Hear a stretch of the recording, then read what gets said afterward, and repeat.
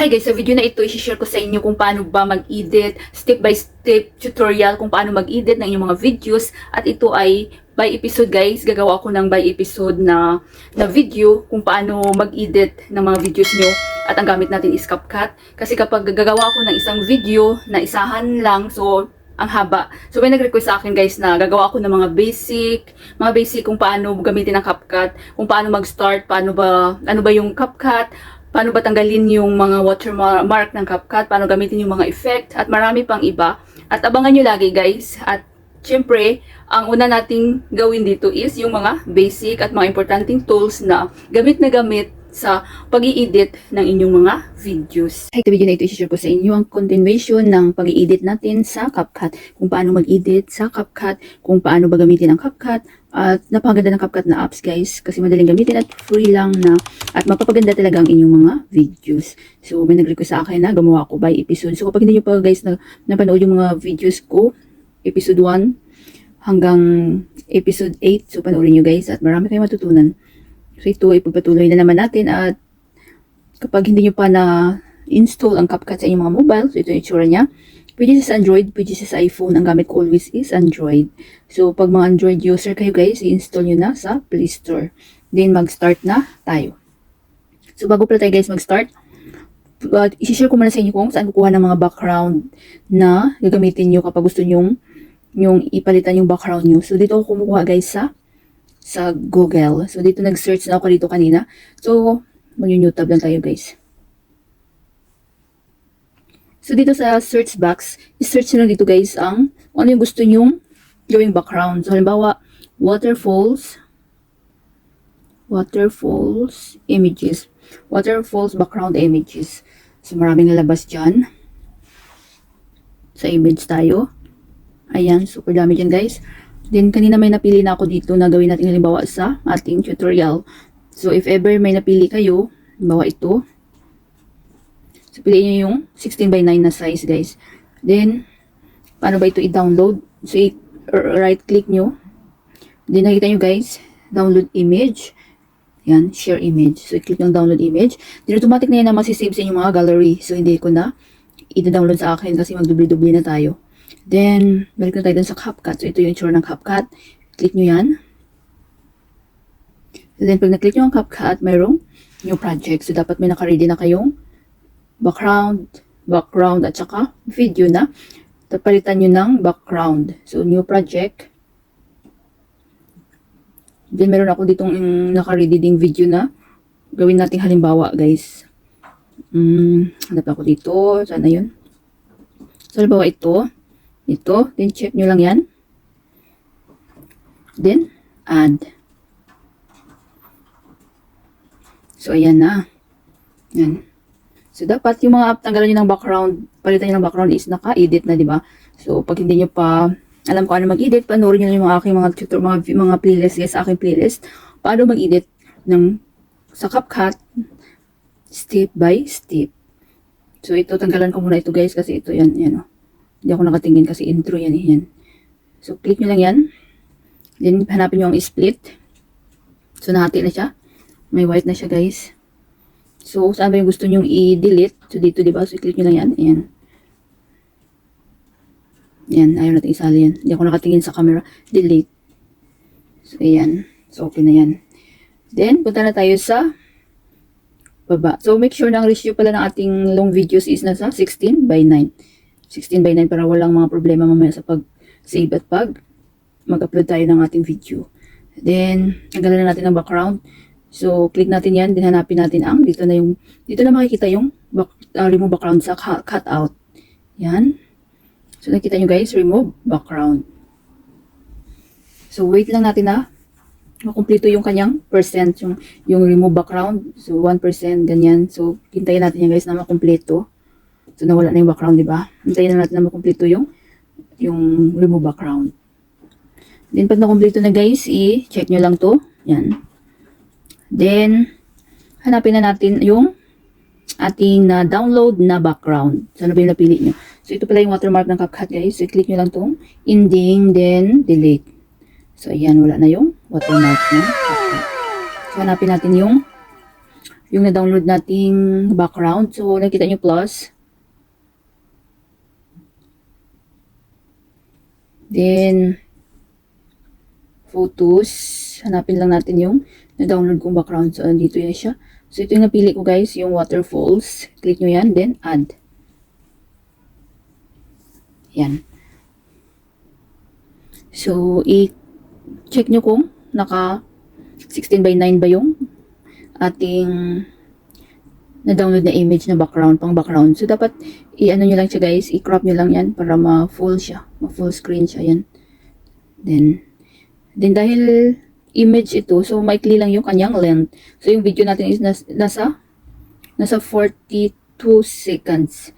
So, dapat i-gawin din natin ito guys kung gaano kahaba yung inyong video, ganoon din kahaba. 42, lumapas ako. Nasa 42 lang yun kanina. Estimate lang natin.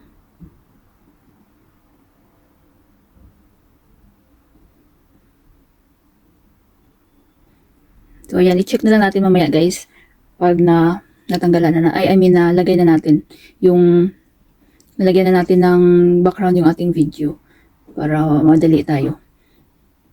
So, i-click na natin ito guys. Ayan, yung ating video. Yan, yung original na video natin. Then, sa baba, hanapin natin ang overlay. Nakita nyo? Click nyo ang overlay. So, ayan. So, yung original na video natin is bumaba. So, nag-overlay na siya. So, ayan. So, may background na guys yung, ayan, napalitan na yung background. Ayan, napalitan na yung background ng ating video. So, nasa waterfalls tayo. O, diba? Ang galing. So, click lang natin itong image.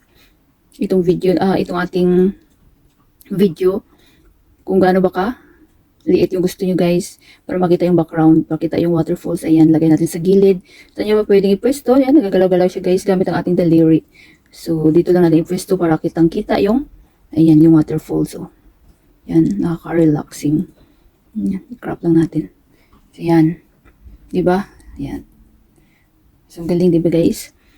So, ito na, balik tayo doon sa ating background. So, mas mahaba yung ating ano guys, mas mahaba yung ating video. So, gawin natin, ipantay natin yung ating background para masakop yung kung hanggang saan yung ating video. So, i-crop lang natin yan. Nagagalaw siya guys. Oh, yan. Hanggang pumantay dito sa ating video. Ayan. Diba? Play natin ulit. So, diba ang galing guys? So, depende sa inyo kung ano yung background na gusto nyo. Pwedeng mga malalaking building, pwedeng live stream studio, pwedeng mga magagandang bahay, nature, ayan. So, di ba may na-download pa tayong kanina? Yung flower garden. Kung gusto nyo gamitin yun, pwede rin. Ganun lang din ang gawin nyo. So, ipapakita ko sa inyo ulit guys para mas malinaw. So, hindi ko na ito muna isisave. Kung okay na kayo dito guys, isisave nyo na itong arrow. Automatic na masisave sa inyong mga gallery. So, ano ba yung isang background yung piliin na gamitin natin? So, ganun din yung project. Then, sa video muna tayo. So, hanap ako dito ng isang video.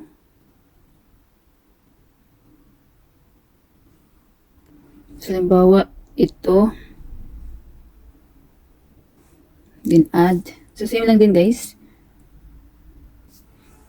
So, i-ano ko lang, split ko lang para mawala yung, hindi ako tumitingin sa camera. Split. Then, delete. Yan. So, click natin at hanapin natin ang cut out. Cut out. Then, remove background.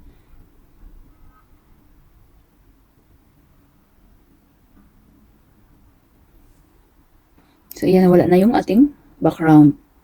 Yan. So, bilisan lang natin, guys. Then, hintayin nyo lang makumpleto yan. So, remove natin ang background ulit ng watermark ulit ng CapCut. So, nakita nyo plus. So, image tayo, photos. Ito yung garden, flower garden. Click natin din, add. So, ayan. Then, i-crop lang natin siya na masakop yung screen natin. Yan, masakop yung screen. Then, i-click natin yung original na video. Hanapin ang overlay. Yan. So, ayan uli. Oh my God! So, nakita nyo guys, nasa garden ulit tayo. So, palitan natin. So, saan natin ilagay? Pwedeng dito naman tayo sa gilid. Ayan. Dito natin i-pwesto. So, dahil mahaba yung video natin, click lang natin, tap lang natin yan. Then, ayan. So, namumove siya guys. Na-adjust siya. Pantay ulit natin sa ating video. Yan. Super dali lang, di ba? Play natin. O, ayan. So, dyan na naman tayo sa garden. So, super dali. Super ganda ng ano guys, ng CapCut. Yan. So, hindi ko na inano yung sound para marinig nyo yung aking sinasabi kasi yung topic naman natin ngayon is kung paano palitan ang background, video background. So, pag okay na kayo dito guys, na-save, isi-save na natin. So, itong arrow na to, yan. Click nyo lang yan at automatic na masisave na yan sa ating mga gallery. Sa akin, hindi ko na siya isi-save guys kasi full na yung aking memory. Memory na aking mobile.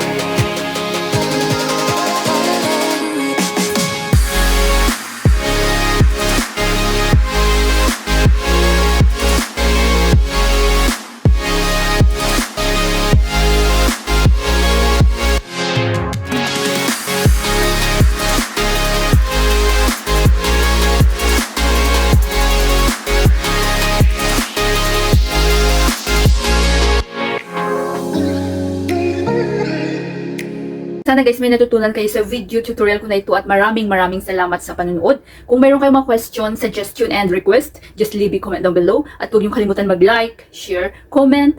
At kung hindi pa kayo nakapag-subscribe, i-click niyo lang subscribe button sa baba. At pakiclick niyo na rin ang bell notification para ma-notify kayo sa lahat ng mga videos na i-upload ko. Always be happy guys, be positive, avoid nega. See you next time!